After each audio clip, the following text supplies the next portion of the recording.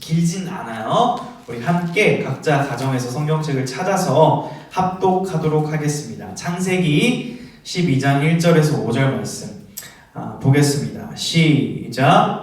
여호와께서 아브라함에게 이르시되 너는 너의 고향과 친척과 아버지의 집을 떠나 내가 내게 보여줄 땅으로 가라. 내가 너로 큰 민족을 이루고 내게 복을 주어 내 이름을 창대하게 하리니 너는 복이 될지라. 너를 축복하는 자에게는 내가 복을 내리고 너를 저주하는 자에게는 내가 저주하리니 땅의 모든 족속이 너로 말미암아 복을 얻을 것이라 하신지라. 이에 아브라함이 여호와의 말씀을 따라가고 롯도 그와 함께 갔으며 아브라함이 하란을 떠날 때에 75세였더라. 아브라함이 그의 아내 사레와 조카 롯과 하란에서 모든 소유와 얻은 사람들을 이끌고 가나안 땅으로 가려고 떠나서 마침내 가나안 땅에 들어갔더라. 아멘. 아멘입니다. 자, 우리 오늘 말씀 제목을 한번 읽어보도록 하겠습니다. 시작! 너는 교회가 되어라 라는 제목으로 우리 하나님의 말씀을 오늘도 선포하도록 하겠습니다. 여러분, 강도사님이 좀 달라진 점 없어요? 쪘죠? 많이 맛있는 거 먹었어요. 지금 위기예요. 정장이 지금 새로 사야 될 것 같은데 운동을 해야겠죠. 아무튼 이건 이렇고요. 여러분, 오늘 이제 말씀을 증거할 텐데 혹시 여러분 이 노래 알아요? BTS의 소우주. 근데 최근에 이제 강도사님은 아제라 이런 거 몰랐어. 이런 노래를. 미안해 BTS 팬들 아미들. 근데 이제 JTBC에서 싱어게인이라는 프로에서 이제 30호 가수라고 이수민 가수님이 이걸 커버를 했거든요. 근데 굉장히 이 버전을 보고 이제 BTS 노래도 찾아 들어봤어요. 근데 이제 그 내용 중에 이런 가사가 있더라고요. 예, 굉장히 좋은 가사가 있어요. 어떤 가사냐면 이런 가사예요.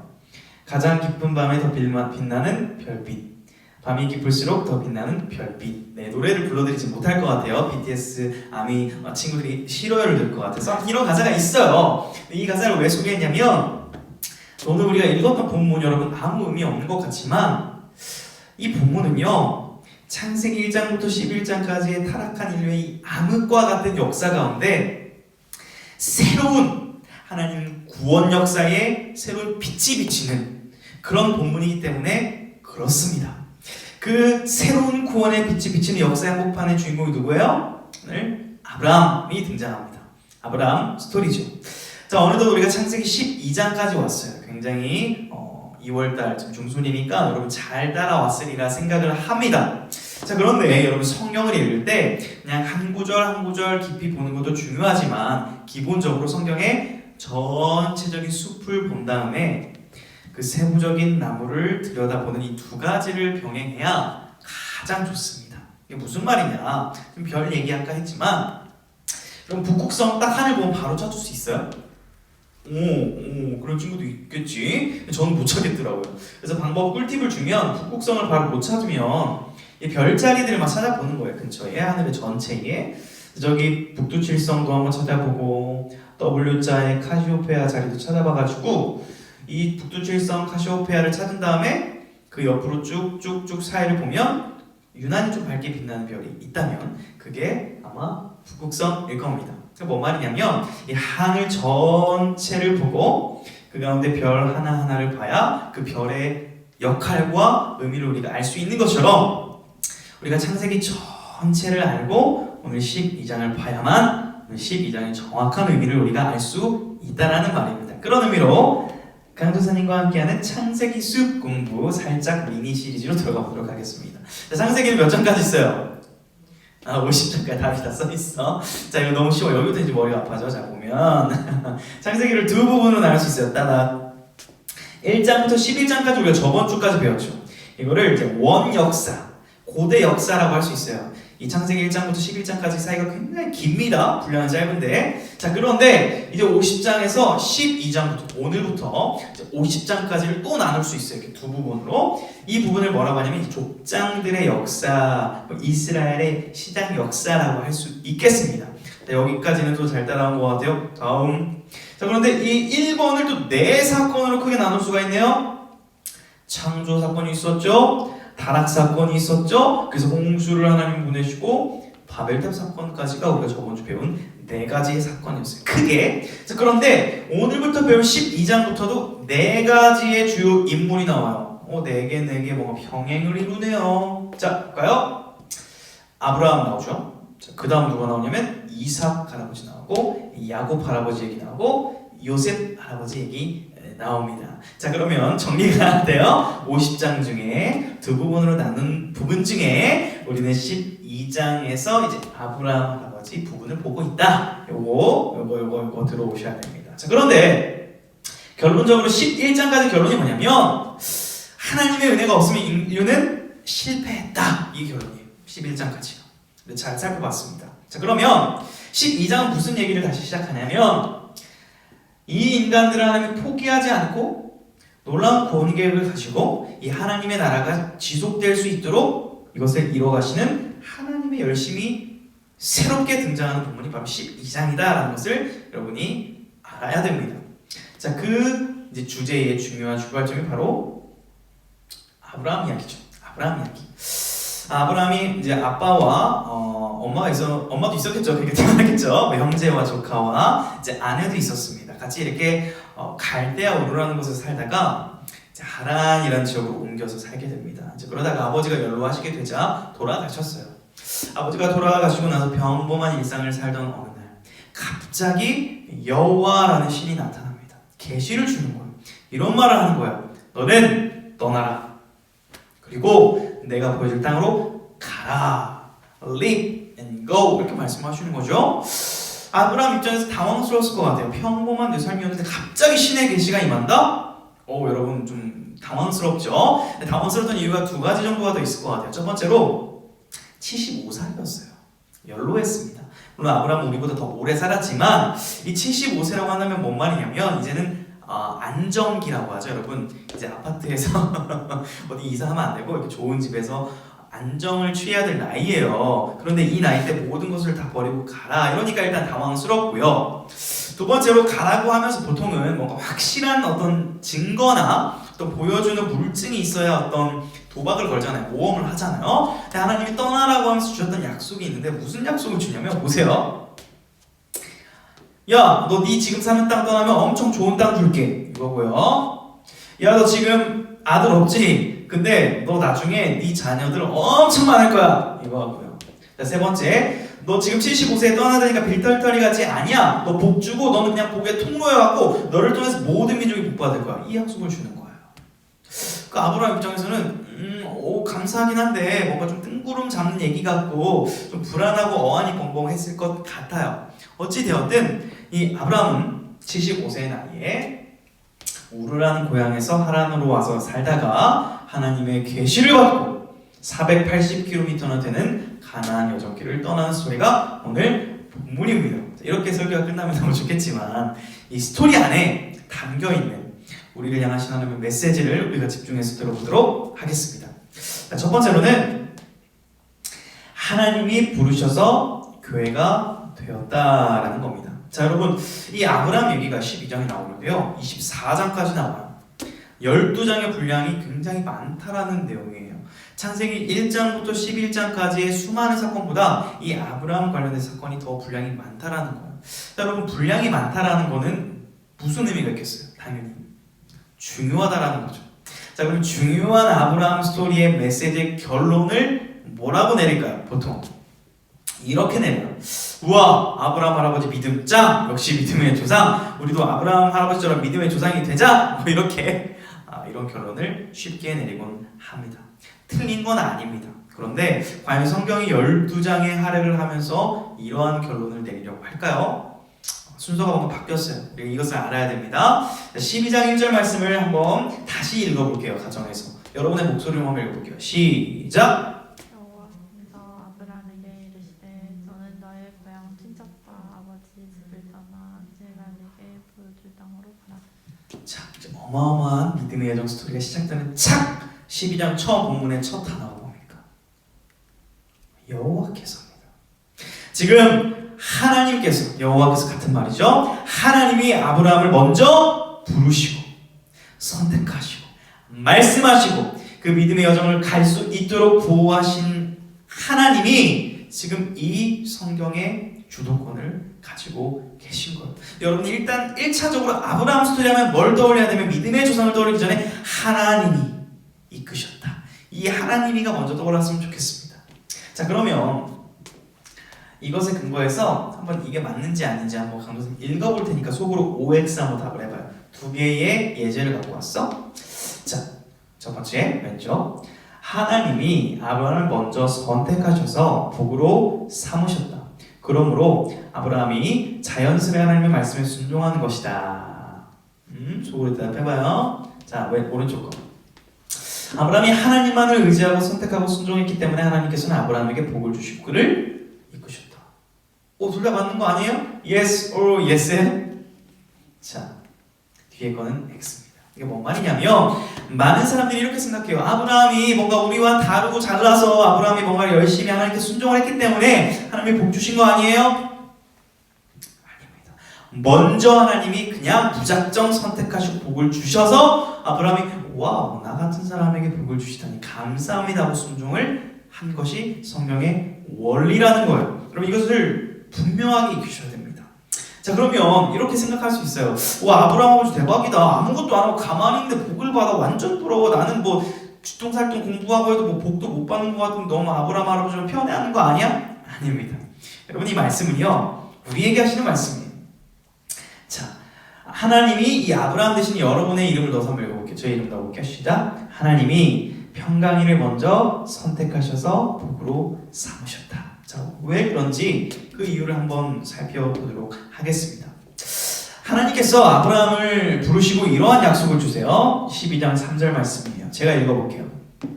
너를 축복하는 자에게는 내가 복을 내리고 너를 저주하는 자에게는 내가 저주하리니 땅의 모든 족속이 너로 말미암아 복을 얻을 것이라 하시니라. 자, 이 말씀은 뭐냐면 아브라함아, 네가 잘나서 너를 부른 건 아니지만 너를 복의 근원으로 삼겠다. 그 이유가 있다. 너의 후손을 통하여 예수 그리스도를 보낼 것인데 그 예수를 통하여 모든 인류가 구원을 얻는 복을 너로부터 시작하여 예수님을 통하여 완성할 것이란다 라는 약속을 주신 거거든요. 놀랍게 이 말씀은 시대를 거쳐 타고 초대, 중세, 근현대를 거쳐서 우리 가운데 어떻게 역사했냐면 이렇게 역사했어요. 이 말씀 신약 구절 한번 보겠습니다. 같이 봐요. 시작. 그러나 너희는 택하신 족속이요 왕같은 제사장들이요 거룩한 나라요 그의 소유가 된 백성이니. 할렐루야. 여러분 이 말씀에 근거하면 여러분은요 세상에서 그저 그런 인생이 아니라 택하신 족속이고 왕같은 제사장의 삶을 살아가고 하나님의 소유가 된 백성이다라고 선언하고 있음을 믿으시기 바랍니다. 아브라함을 통하여 복을 주신 하나님, 여러분에게도 예수 그리스도라는 놀라운 가장 큰 복을 통하여 여러분이 하나님의 자녀가 되는 먼저 누리는 복을 받았음을 여러분 잊으시면 안 됩니다. 그래서 강도사님은 요 어려운 말들을 다 표현해가지고 한 단어로 표현하고 싶어요. 뭐라고 하고 싶냐면 여러분은 교회입니다. 여러분은 교회입니다. 교회는 이런 건물만 교회가 아니라 택하신 족속, 하나님의 소유가 된 백성들은 한 사람 한 사람이 다 뭐예요? 교회라고 성경에서는 기록하고 있습니다. 그러면 여러분은 예수 그리스도를 통하여 아브라함이 약속하신 그 약속이 성취되어서 내가 교회가 되었대라는 사실을 인지해야 됩니다. 자, 그러면 우리가 교회가 되었으면 이제 어떻게 해야 될까? 두 번째 포인트를 한번 살펴보도록 하죠. 두 번째 포인트 시작. 하나님이 원하시는 교회가 되어라. 강도사님 교회가 되었다 라고 했는데 교회가 되라고요? 살펴봅시다. 자, 아브라함이 가나안 땅으로 순종을 해서 이제 걸어갔거든요. 480km 되는 광야를 뚫고 그 사건을 히브리서에서는 이렇게 기록을 하고 있어요. 제가 한번 읽어볼게요. 믿음으로 아브라함은 부르심을 받았을 때 순종하여 장래 유업으로 받을 땅에 나아갈새 갈 바를 하지 못하고 나아갔으며. 자, 이 말씀 뭐예요, 여러분? 하나님이 아까 약속을 주셨다 그랬죠. 막 뭐 땅을 주고 자손을 주고 복을 주고. 근데 이게 정확한 구체적인 그 증거는 아니거든요. 사실 약속이잖아요. 그러니까 뭔가 정확히 보이진 않지만 내가 가진 거 모든 거 포기하고 갈 수 있다라는 거. 이거는요 알고 가는 게 아니라 갈 바를 모르고 그냥 하나님의 약속을 신뢰해서 가다라는 거예요. 이거를 뭐라고 표현하냐면 믿음으로. 믿음은 하나님의 약속을 따라가는 것임을 우리가 알 수 있습니다. 자, 그러면 이 말씀 다시 볼게요. 아브라함도 믿음으로 나갔죠. 우리도 어떻게 하겠어요? 하나님의 자녀가 되었습니다. 믿음으로 살아야겠죠. 믿음으로 사는 게 뭐냐면 아까 봤던 말씀 후반부에 이렇게 나와요. 이는 너희가 교회가 되었지. 그 이유가 이거야. 너희를 어두운 데서 불러내신 그의 기이한 빛에 들어가게 하신 이에 누구예요? 하나님의 아름다운 덕을 선포하게 하려 하십니다. 뭡니까? 하나님의 놀라운 사랑과 죄인들을 구원하신 이 복된 소식, 이 은혜를 너희가 전해야 된다. 너희를 이런 자로 불렀다라는 거예요. 너희가 예수님을 믿고 구원을 받았다면 너희도 이제 다른 사람들이 예수님을 믿고 복을 누리도록 이 복을 전해주는 복의 통로, 축복의 통로로 부름받았음을 기억해라 라는 말씀이에요. 내가 교회가 되었다면 교회로서의 사명과 책임을 다해야 된다는 것이죠. 자, 오늘 설교 제목이 너는 교회가 되어라입니다. 이 두 가지 의미가 있어요. 첫 번째는 예수 그리스도의 그 십자가로 여러분이 교회가 되었고, 이제 교회가 되었으면 내가 당신의 남자친구가 되었다면 죄송합니다. 제가 좋아하는 여자의 남자친구가 되었다면 끝이 아니에요. 존재는 남자친구지만 남자친구로서 해야 될 뭐가 있어요? 이벤트 챙겨야지, 연락해야지, 사랑해 표현해줘야지, 뽀뽀해줘. 뽀뽀하면 안 돼요 여러분? 금지입니다. 자, 해야 될 책무가 있는 것처럼 교회가 되었다면 교회가 해야 될 책임과 의무를 하라. 교회가 되어라. 교회가 되어라 라는 말이에요. 자, 이걸 제 말이 아니라 주님께서 부탁하신 말씀인데요. 우리 마태복음 5장을 보면 우리 주님께서 산상수훈, 산에서 우리에게 인생의 중요한 말씀을 해주십니다. 한번 볼게요. 진지하게 읽어야 될 말씀이에요. 요즘 시대에 자, 가정에서 같이 한번 여러분의 목소리를 읽어보도록 하겠습니다. 마태복음 5장 13절에서 16절 시작. 너희는 세상의 소금이니 소금이 만일 맛을 잃으면 무슨 짜게 하리요. 후에는 아무 쓸데없어 다만 밖에 버려져 사람에게 밟힐 뿐이니라. 너희는 세상의 빛이라. 산 위에 있는 동네가 숨겨지지 못할 것이요 사람이 등불을 켜서 말 아래에 두지 아니하고 등경 위에 두나니 이러므로 집안 모든 사람에게 비치느니라. 이같이 너희 빛이 사람 앞에 비치게 하여 그들로 너희 착한 행실을 보고 하늘에 계신 너희 아버지께 영광을 돌리게 하라. 여러분, 주님이 뭐라고 말씀하세요? 우리 예수님께서 소금이 맛이 없으면 버려줘, 밟혀. 빛이 빛을 비치지 못하면 아무 소용이 없어, 이렇게 말씀하시는 거죠. 두려운 말씀입니다. 여러분, 지금 21세기 여러분 인터넷 별로 관심이 없어서 모를 수도 있지만 객관적으로 한국교회가 지금 많이 욕을 먹고 있어요. 왜 그럴까요?